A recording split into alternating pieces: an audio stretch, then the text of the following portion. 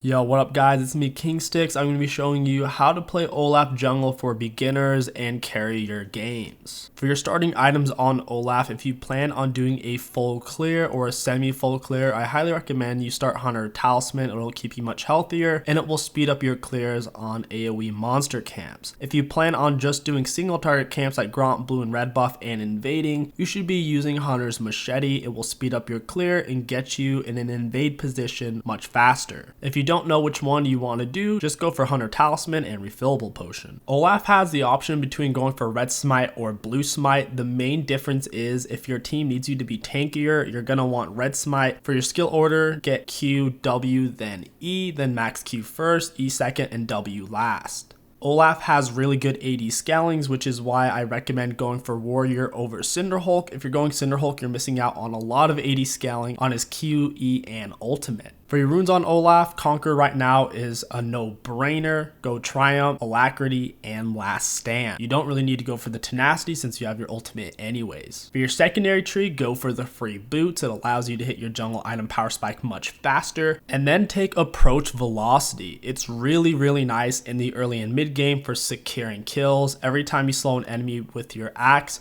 or blue smite them and you're moving towards them, you'll get an extra 15% movement speed bonus. Then for your 3 rune stacks, take the 10% attack speed, adaptive damage, and armor. Olaf's peak strength is in the early game, being able to solo most enemy junglers. He's very oppressive in 2v2 situations as well. His mid game is also very powerful. When you're playing Olaf, you need to avoid dragging the games out. The longer the game goes, in general, the worse Olaf becomes. Look to end your games as soon as possible, trying to end them before the 30-minute mark. The first thing you're going to want to do when you leave base is get your Hunter Talisman and Refillable Potion. Next up, you're going to want to ward the enemy's Raptor camp area. Make sure your ward has vision of the bush leading from the red side jungle into the blue side. That way, if they skip the raptors altogether, you'll still have vision of them leaving towards their blue side jungle. You don't want to lay this ward any sooner than 140 because you want it to be able to last long enough, so if they do start on red, you'll know where they go. If the enemies are blocking it, lay it as deep as you can or lay it on the red buff itself. It's not worth killing yourself over getting off the perfect ward. After you lay it, you're going to want to recall and get an Oracle Lens. By the first time you go to gank, your Oracle Lens should be off a cooldown. On Olaf, I typically try to mirror the enemy jungler if I want to invade them. If I don't want to invade them for whatever reason, I'll typically start with my bot lane. In this case, it's a win-win because I'm mirroring Nidalee, I want Invader, and I get to start with my bot lane for an even better leash. Like we discussed, you're going to want to start Q since it gives you a really strong invade option and it's also the fastest clearer, assuming you didn't start Hunter's Machete. If you did start Machete, W is technically the fastest. Try to put your axe right into a nearby wall so you can pick it up easily while you're attacking the camp. If you throw it too far away, you won't be able to pick it up while you're farming the camp and you'll miss out on a lot of damage. As you can see, while farming the Gromp, I put the axe right into the wall in front of me, so Olaf automatically picks it up just by standing still. If you're paying close attention to the minimap on our ward, Nidalee actually started on Raptors and is now going to red buff. Odds are she's going to do Raps, Reds, and then go to her blue side. Seeing inefficient pathing like this is very common in lower elo. This game is roughly high gold, low platinum. Due to her inefficient pathing, it isn't optimal for us to go wait inside her jungle right now to kill her, so it's best for us to just power farm and then path into her jungle, and we can assume we'll have more HP than her and will be a higher level since she did not take a correct pathing. While taking Raptors, focus on hitting the full camp with your Q. Your Hunter Talisman burn and damage will let you take it without sustaining too much damage. Feel free to use your E as much as possible in your jungle. Every time it chips away at your HP, you'll be getting more attack speed from your passive anyways,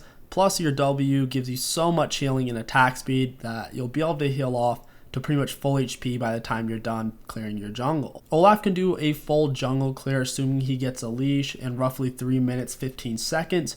Here as I'm finishing up golems, the Scuttle Crab has spawned in, so in theory if Nidalee is on it right now, she'll be able to take it before I can get to it, but if she does get there a little bit late, then I will be able to take it. So in this case, I'm going to go straight for the gank just in case she was on it to begin with. That way we get something out of this. I see Mordekaiser is pushed up, so it just makes sense to go for it. I'm going to try to get all the way in behind him before I show. He doesn't react very fast, and I want to open up with an auto attack. You don't want to throw out your Q early. You want to be able to make sure you can land it by slowing them first with the red buff auto, or by making sure you know what direction they're going to run in. This way you can pick it up to refresh your Q's cooldown and use it more often. If you throw it in a direction that they end up not running in, you won't be able to pick back up your Q, so there goes your AoE chain slow. I activate my sweeper. I'm looking for wards here since I want to gank mid lane. I see that the scuttle's gone, so I'm assuming Nidalee might be in a bush. I time approaching the bush until my W's up, so if she does jump on me, I know I can kill her. Nidalee's overextending here. I run out onto the Ahri. I assume her flash is down, so I throw out a fairly neutral Q to where if she just keeps running, it'll hit her, but Ryze does finish her off before I can help. Help your laner shove out the wave after you kill the enemy laner. That way the wave can crash and the enemy will miss out on a lot of golden experience. Here Ryze was freaking out, so I tried my best not to take the gold, but to just soak experience and kill the minions. I'm gonna wait in Nidalee's jungle because she's already taken her blue buff and died to my Ryze, and she started on her red side jungle, so I know she was gonna come here for either her golems or her raptors. I would rather wait in the golem bush because if she does check her raptors and see they're not there, she'll come down here anyways, most likely. Sure enough, she goes to her golems first so she can path into her raptors. I'm gonna wait until she enters the bush so I have the most time possible to kill her. I'm gonna start out with an auto attack, proc my W, and then immediately auto attack E. Next, I'm gonna throw out a Q in the direction that she's running, so now I can pick it up again, and I already had a guaranteed land since she had blown her dash.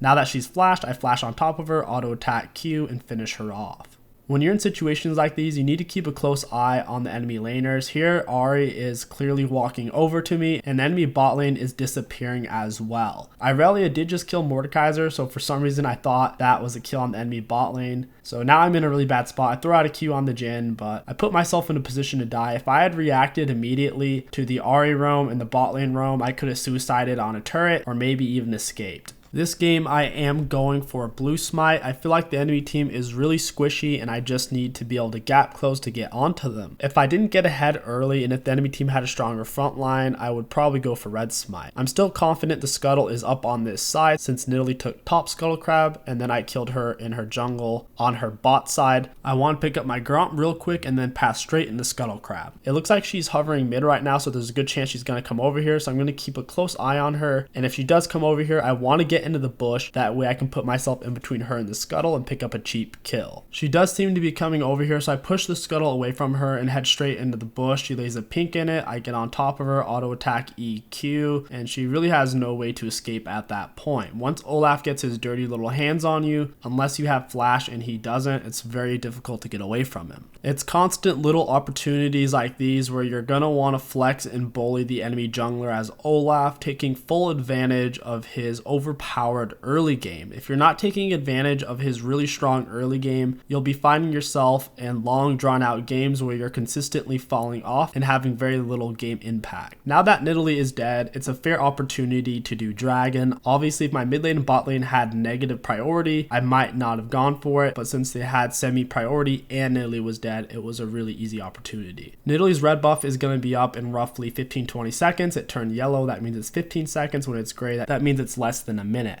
Now that I have my blue buff, I want to go into Nidalee's jungle and take control of the situation. I'll be able to kill her on raptors or on her red buff. I start the red buff and pull it into the bush. I do see the enemy bot lane disappear and they warded over the wall into the bush, so I'm going to go ahead and fake leave it and go straight into her raptors. The odds of her bot lane continuing to follow up when they have no vision on me is very slim. I go for the raptors, take it from Nidalee. She's in a bad spot. I E her, I Q her again, but Ahri backs her up and then I end up getting collapsed on. Whenever you're low on health on Olaf and you have no escape, just fight it out, use your W, and you'll be getting back heaps of HP. I do take down Nidalee and set up a really great situation for our Ryze to pop off. He takes down the Senna, Ahri, and then he does a really weird combo here where he steps out of the bush losing vision and then gives Jhin a full planted proc on his invisible grenade that he intentionally stepped on. It was still a pretty good trade for us since we killed 3 of them and we only lost 2 people, plus we're getting some bot lane turret plating. The moral of the story is if you're going to invade the enemy's jungle, you got to keep a really close eye on the enemy laners and see where they're moving to and see how far away they are, and based off of that you can calculate how long it will take for them to get to you. If I had just been paying a little bit more attention, I might have been able to avoid that situation, but once again that situation did actually benefit us more. We lost from it. Nidalee is bot lane killing my bot lane, so I picked up my raptors real quick and my red buff. Now I'm going to head straight into her blue side jungle and wipe it clean. If an enemy jungler is going to overstay like Nidalee just did, you have have to take the opportunity to make them suffer. I could also pick up Herald on my way out from her jungle, or I could stay in her jungle for an extended period and kill her in it if I feel like she's coming over here. We had vision of her on golems just now,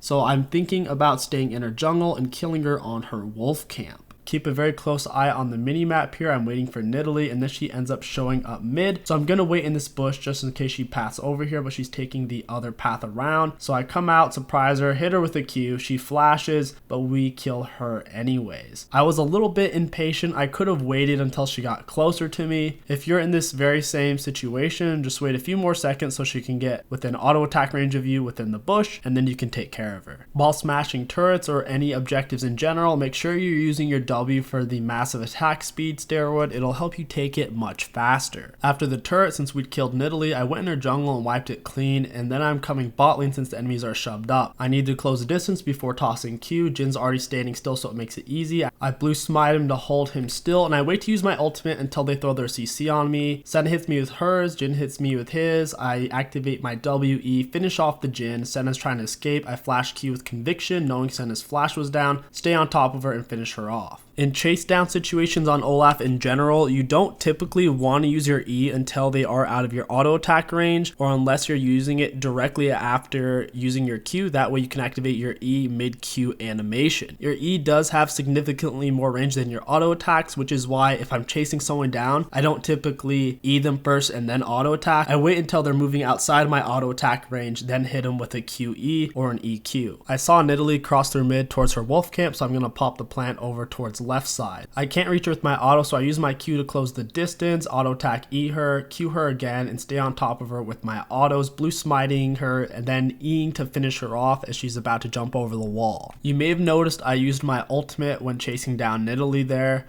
Even though she doesn't have CC, in chase down situations where you're going to need every little bit, using your ultimate is super valuable because it gives you a big burst of movement speed for 1 second when moving towards enemy champions. So using my ultimate there helped me keep up with her and stay on top of her, not allowing her the opportunity to escape. The enemy team has a lot of AP damage with the Ahri, Nidalee, and Mordekaiser, justifying a Spirit Vistage rush instead of going for a Dead Man's or Righteous Glory. If the enemy teams only had one AP champion, I definitely would have rushed a Righteous Glory or Dead Man's Plate for the extra chase down and mobility.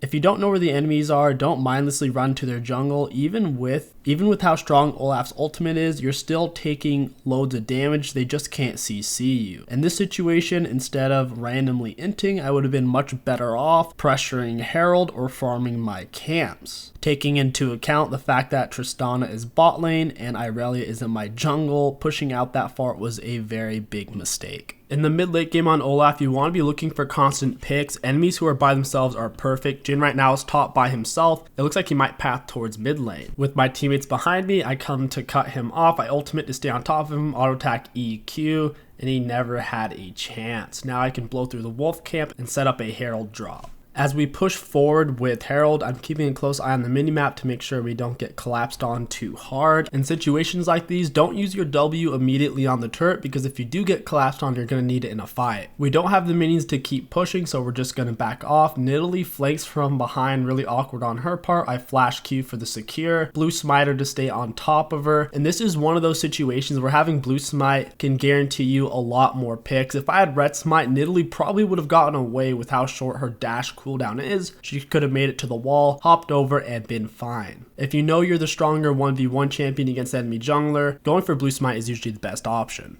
I have a cutoff position set up on my bot lane push. It's the Olaf train, baby. Toss out the Q, stay on top of Nidalee, blue smite the Ahri, and as you can see, as long as you're throwing your axes in the direction that the enemy is running, you have a perma CC chain that they just can't get away of. It's basically a ranged AoE Nasus slow, and the cooldown is reset every single time you pick up your axe. Now that we have gotten a pick on the enemy team, we can push up on the turrets and annihilate them with our W for free. Since we know they can't collapse on us, we might as well take advantage of our massive W attack speed. I'm defending the Vel'Koz ult, Jhin steps up, slam him with my axe and run straight into him. I'm low on health and my W's up, so I plan on creaming him hard. Here I made a huge mistake of not using my blue smite to slow him down, so I had trouble staying on top of him, particularly because I don't have Righteous Glory or Dead Man's Plate. It makes being sticky much more difficult. That's the one downside to rushing Spirit Visage, but if you are utilizing your blue smite properly, you can usually make up for the fact of not having the Righteous Glory or Dead Man Plate slow. And that is going to wrap up this Season 10 Olaf Jungle Guide for beginners. If you guys enjoyed this video and it helped you out, don't forget to like, comment, and subscribe. It helps out with the YouTube algorithm tremendously. My name is KingStix. Thank you for watching, and I'll catch you guys next time. Fire spreading all around my room. My world's so bright, it's hard to breathe, but that's alright. Hush.